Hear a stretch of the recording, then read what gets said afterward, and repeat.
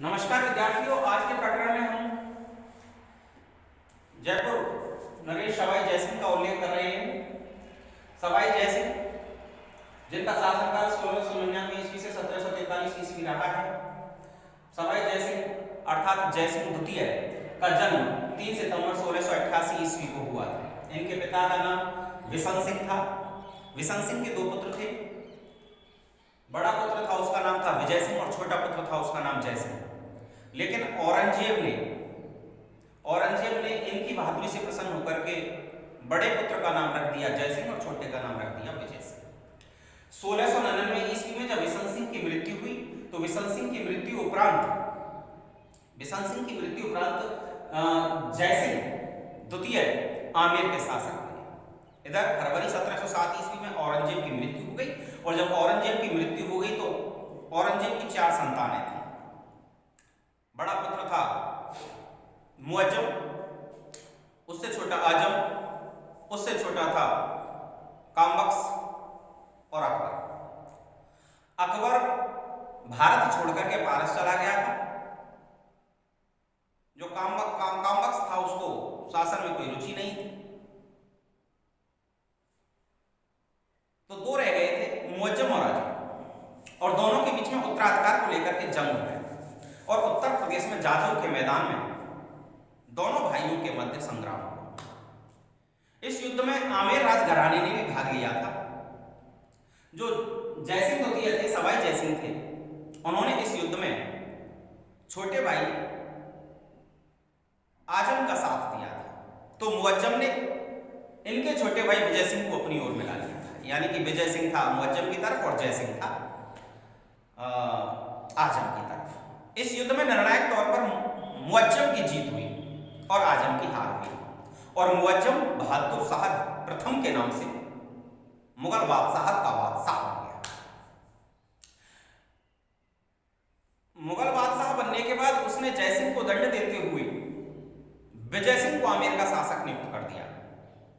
मारवाड़ के अजीत सिंह और आमेर के जयसिंह को सूबेदार नियुक्त कर दिया।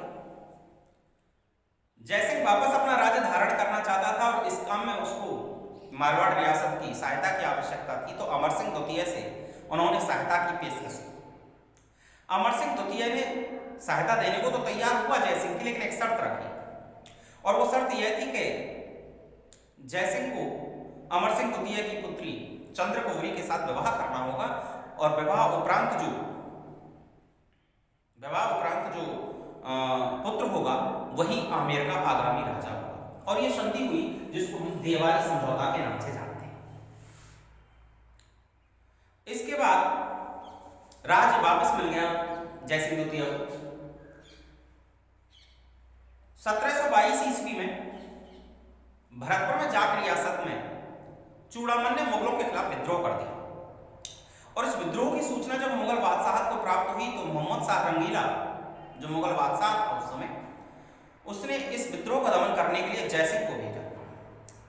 जयसिंह ने चूड़ामन के भतीजे बदन सिंह को अपनी ओर मिला लिया और चूड़ामन को भरतपुर से बाहर कर दिया। बदन सिंह की इस उपलब्धि से खुश होकर के जयसिंह ने बदन सिंह को व्रजराज की उपाधि देते हुए डीग की जागीर प्रदान कर दी थी।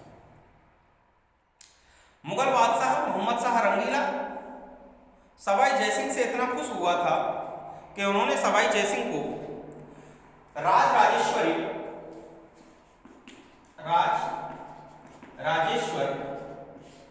श्री, राजेश्वर मतलब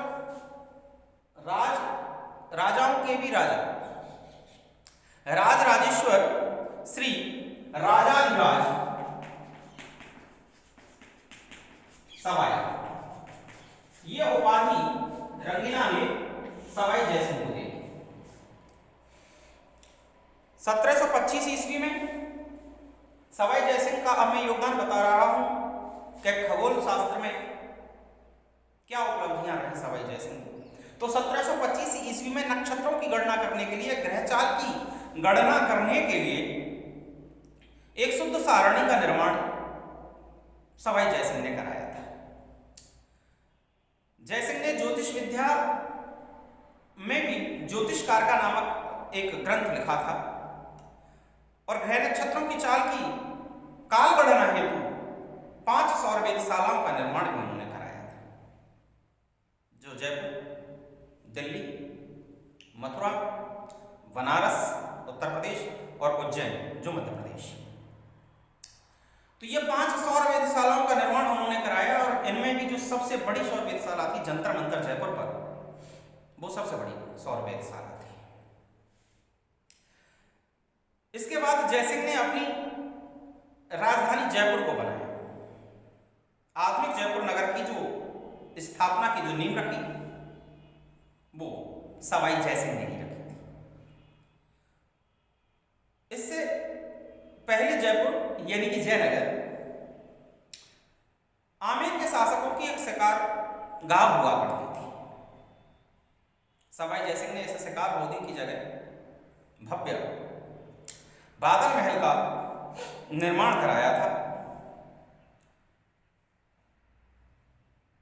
संभवतः सवाई जयसिंह अंतिम हिंदू सम्राट था जिसने वैदिक परंपरा पर आधारित वैदिक यज्ञों का आयोजन 1740 ईस्वी में किया था।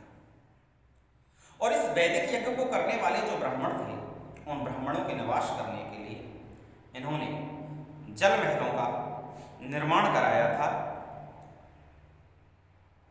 21 सितंबर 1743 रक्त विकार था इनको, ब्लड कैंसर था इनको। तो 1743 ईस्वी में 21 सितंबर को और सवाई जयसिंह की मृत्यु हो गई। तो ये थे आमेर के सवाई जयसिंह। जन्म 3 सितंबर 1688 ईस्वी को। पिता का नाम बिशन सिंह था। शासनकाल 1699 ईस्वी से 1743 ईस्वी में रहा। 1699 में जब बिशन सिंह की मृत्यु हुई तब सवाई जयसिंह शासक बने। उत्तराधिकार का युद्ध मुगलों में हुआ क्योंकि मुगलों से इनके काफी नजदीकी रिलेशन थे, वैवाहिक संबंध थे और अकबर के समय से ही आमेर का जो घराना था वो मुगलों के रिलेशनशिप में रहा था। तो उस औरंगजेब की मृत्यु के बाद 1707 ईस्वी में जब औरंगजेब के पुत्रों मुअज्जम और आजम के बीच जब उत्तराधिकार का युद्ध हुआ था उसमें भी इन्होंने भाग लिया था। बाद में जब 1722 ईस्वी में जब भरतपुर में जब विद्रोह हुआ था चूड़ामन के नेतृत्व में, तो उस विद्रोह को दबाने के लिए भी मुगल बादशाह रंगीला ने इनको भेजा था और रंगीला के भेजे जाने पर इन्होंने चूड़ामन को बाहर कर दिया था। वदन सिंह को अपनी ओर मिला लिया था और वदन सिंह से खुश होकर के वदन सिंह को इन्होंने ब्रजराज की उपाधि देते हुए टिक की जागीर प्रदान कर दी थी। और रंगीला इस बात से इतना खुश हुआ कि इन्होंने सवाई जयसिंह को राजराजेश्वर श्री राजाधिराज की उपाधि दी थी। ज्योतिष शास्त्र में, खगोल विज्ञान में भी इनका काफी योगदान रहा। मैंने आपको बताया कि 5 सौर वेधशालाओं का निर्माण ग्रहचाल की गणना के लिए, नक्षत्रों की गणना के लिए इन्होंने किया, जो जयपुर, दिल्ली, मथुरा, वाराणसी और उज्जैन में स्थित है। सबसे बड़ी जयपुर में स्थित है। जयपुर नगर की स्थापना उन्होंने की और 1740 ईस्वी में अंतिम हिंदू सम्राट थे, मैंने बताया कि जिन्होंने वैदिक यज्ञों का आयोजन कराया था और वैदिक यज्ञों को जो ब्राह्मण कर रहे थे उनके निवास के लिए उन्होंने वहीं आमेर के समीप जल महलों का निर्माण भी कराया था। 21 सितंबर 1743 ईस्वी को रक्त विकार के कारण और सवाई जयसिंह की मृत्यु हो गई। अब ये जो हमारा दूसरा अध्याय चल रहा है संघर्षकालीन भारत, उसमें हमारा अंतिम टॉपिक बचा है जिसमें हमारे मराठा साम्राज्य का उल्लेख है, महाराज शिवाजी और एक उनके सिपहसालार जो हुए आगे चलकर वीर तानाजी, उनका उल्लेख